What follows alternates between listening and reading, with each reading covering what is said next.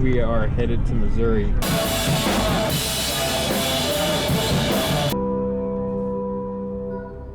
So remember when we said nothing went wrong? Tell us when Dr. Beast played along.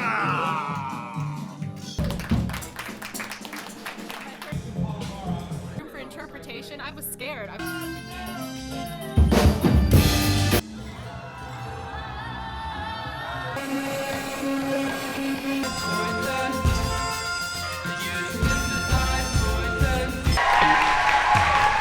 School year's over. Board's empty. So why did we start doing this? Let me explain. So I've been teaching Dis Ensemble since... No, there is too much. Let me sum up. How did it come to be that it's now a reality show? Deep in my heart, I'm an ensemble guy, making music with other people. When I was young, I didn't want to be a composer. I wanted to be a heavy metal guitar player. I grew up on the Jersey Shore, playing in heavy metal bands. Maybe I should shy away from mentioning New Jersey and reality shows in this episode. I love Guido!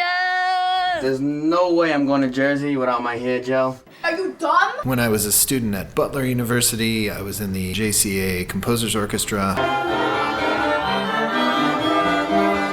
And it was just this like awesome place to just create things. Man, you can just put together a group of your friends and, like make anything happen, put on shows and do stuff.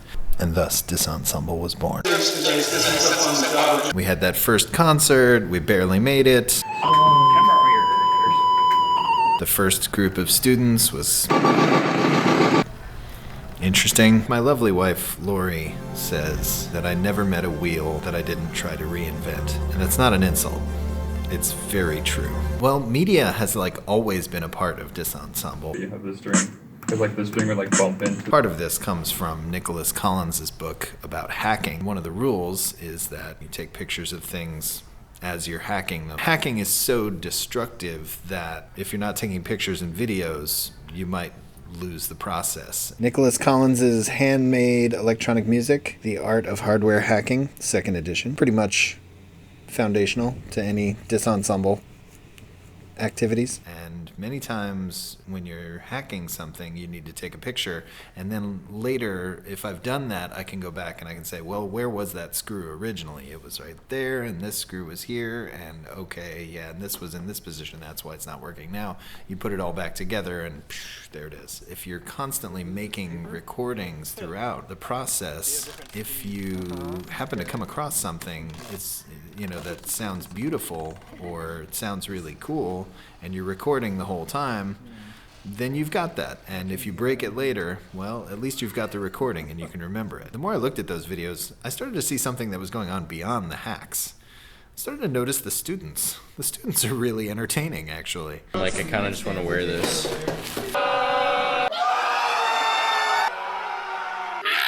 I'm nervous. So I started putting together these little vignettes of specific work that students were putting together, just to sort of remember hacks. My name is Joseph Croy. I'm an amateur baby audiophile. This is a diddly bow that I affectionately call my garbage cant. So there was one semester during the pandemic on sort of hybrid lockdown. I think this was 2021. We were allowed to have students in the building, but there was some rule that was we couldn't have more than 5 people in a room at a time. I actually ended up doing these little 3 videos, and I thought, wow, this is really cool. So I have these forever now. But why did I turn my class into a reality show? I'm kind of like you, probably. I don't really like reality TV. So I guess the answer is I don't know why I did this. It was really only one step nuttier than all the other things we were doing. But here are some benefits that I didn't expect. I can publish peer-reviewed articles like this one or this one, but ultimately even the best peer-reviewed article is just leaving out tons and tons of things. Doing documentation of our efforts helps me, so I can remember what happened. I think Dis Ensemble is very different from the other groups. And I thought an important part of the process should be to invite people in to come into the rehearsal and see it happening in something like real time. It's Rachel. Doing that thing that Rachel does. So you see the students trying to figure this out. You see me trying to explain what I'm going for. You see them struggle. You see them fail. Then you see them succeed. You see them innovate and come up with something new. And then you see us put it into practice and do a show. But here's one thing I didn't expect. One really great benefit of this work. I actually got to know my own class from the other side. If you've been a teacher for like any amount of time, you've probably run into one of those situations where you just wondered, why didn't that work? Why was it that the thing that I said didn't make it through to their skulls? Why? I could see that I explained it in a certain way and that just didn't hit them how they needed to be hit. I could see myself teaching it and I could see it from their perspective, what that looks like. And sometimes it wasn't always great, but it's the truth. And I think I'm a better professor for it. Through this process, I've been able to see trends that are growing in Disensemble that I do not intend. Through this process, I've actually listened to my own teaching a ton and realized some things that I tried that didn't really pay off. And also, everybody else was wrong, so whatever, who cares? Just get on the same page with everybody else. Or at least didn't pay off in the ways that I was hoping. It allows me to recap what happened last week so that next week can hopefully go a little better. And ultimately, this gives me a window into the students' world that I wouldn't have otherwise. The students end up saying anything to the camera. Last semester, Dr. P owes me $1, and this semester he still owes me $1. I don't think I'm ever going to get this $1. No, you're not, because you know why? Why? Because you If I were to come to them as a professor and say, hey, what's going on with you? A lot of them would just close down. The students will say all kinds of things to the camera that they would never say to me. Some of these things are unfortunate. Those things don't actually make it onto the internet. Most of the time. Unlike a reality show, there has to be trust between the people who are actually recording the videos, me who's editing the videos and publishing them, and the students who are actually in them. They have to look good at the end of the day. We can show them failing and figuring things out, but we're not ever going to publish anything that's mean-spirited or delights in their failure.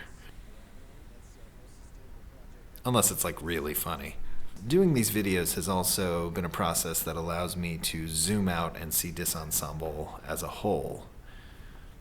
Having all of these things recorded means that I know how many times I did this thing, how many times I did that. It lets me see the whole flow of the semester. On day one, I talk about why we had to evacuate our home in the IT building. I also just briefly mentioned the fact that our university, IUPUI, was, shall we say, realigning to become IUI and PUI separately, which meant that since the Music and Arts Technology was part of the School of Engineering, we needed to find a new home unit. So with that going on, we also had a flood where we had to switch to another room on the other side of campus. Day one is a document that shows how we tried to fit into this new home. By our second rehearsal, day two, we still didn't have the gear we needed in order to really put on a real rehearsal. So out of frustration, I threw a bunch of my plans to the side and just kind of came up with, I don't know, I guess we'll just dumpster dive. By day three, we had pretty much settled into things, but we had to learn a whole new show because by day four, we were playing a concert on the stage. Day five, we learned a bunch of new music. And day 6, we started planning for our trip to Mock Sonic. Day 7, we learned a piece that we would play at Mock Sonic. And on day 8, the university switched us to a different room on the other side of campus, which was our final rehearsal before Mock Sonic. Day 9 was travel. Day 10 was our performance at Mock Sonic.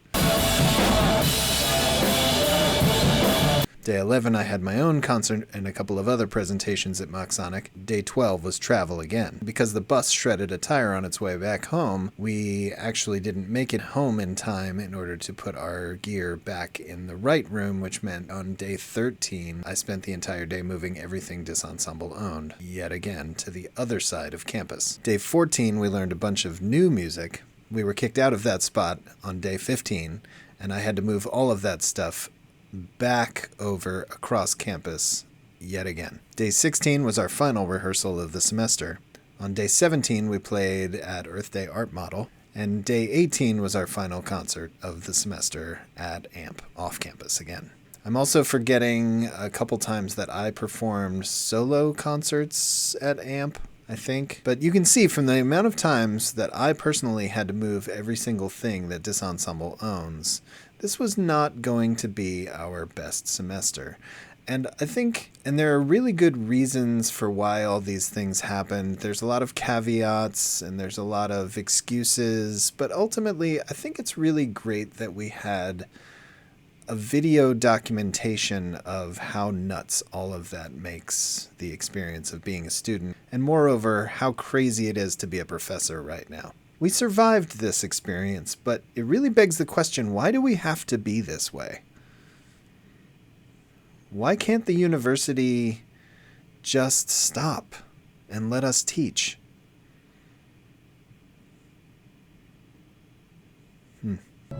Computer, erase that entire personal log. Everywhere I go in academia, people are having enrollment issues, people are having dropout issues, attrition rate, and just general failure in the whole grand scheme of things. And through doing this process, I have actually been able to have real conversations with my students that have led to me knowing things like they're thinking of dropping out, they're struggling with their finances, they just lost their job, they can't find a job, they don't have a ride, they're in the middle of a bad breakup, they're not talking to their parents, things like that. All kinds of things that you would never hear if you were just teaching a class and walking out. Now, I'm going to assume that you're a good professor and you actually care about your students as people, that they're not just numbers. And if that's true, this is some really important information. I've also been able to pick up on some things that led me to understand that some of my students were struggling with mental health issues. So maybe I should be a little more sensitive to those students, not come down on them so hard. Have a good one and get the heck out of here. No rehearsal on Thursday because rehearsals suck. So I guess ultimately there's a lot of reasons why this started, but I'm glad it did. And I don't think it's going to stop anytime soon because I'm getting a lot out of it and I think the students are enjoying it. So we'll keep doing it until we don't want to do it anymore. And let's just say I'm not really great about taking attendance. Having a video copy of who was there is really helpful. 7 rules of hacking. Number 1, fear not. Rule number 2, don't take anything apart that plugs directly into the wall. Rule number 3, it's easier to take something apart than to put it back together. Rule number 4, make notes of what you're doing as you go along, not after. Most wires look pretty much the same. It doesn't actually say take pictures. I guess I invented that. Who knew?